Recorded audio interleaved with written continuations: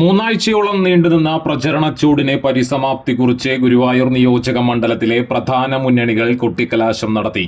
ചാവക്കാട് നഗരത്തെ അക്ഷരാർത്ഥത്തിൽ ഇളക്കിമറിച്ചാണ് കലാശക്കൊട്ട് നടന്നത്.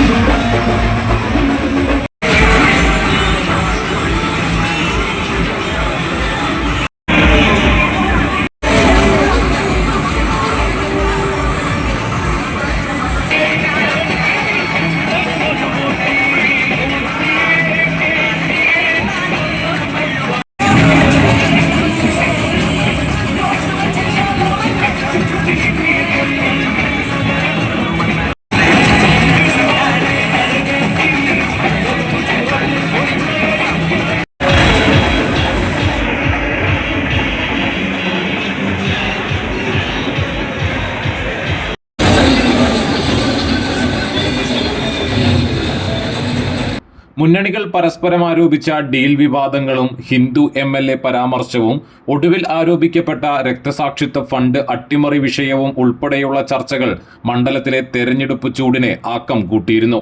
സിറ്റിംഗ് സീറ്റ് നിലനിർത്താൻ LDF സ്ഥാനാർത്ഥി NK അക്ബറും കാൽ നൂറ്റാണ്ടിന് ശേഷം ഭരണം തിരിച്ചുപിടിക്കാൻ UDF സ്ഥാനാർത്ഥി CH റഷീദും അട്ടിമറി വിജയം ലക്ഷ്യമിട്ട് BJPയുടെ B ഗോപാലകൃഷ്ണനും ഇഞ്ചോടിഞ്ച് പോരാട്ടമാണ് ഗുരുവായൂർ നിയോജക മണ്ഡലത്തിൽ നടത്തുന്നത്.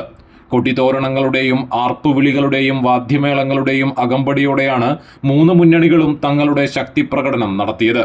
വിവിധ മുന്നണികളെ പ്രതിനിധീകരിച്ച് ആയിരക്കണക്കിന് പ്രവർത്തകരാണ് ചാവക്കാട്ടേക്ക് ഒഴുകിയെത്തിയത്. മുന്നണി സ്ഥാനാർത്ഥികളും പ്രവർത്തകരെ അഭിവാദ്യം ചെയ്യാൻ ചാവക്കാട് എത്തി.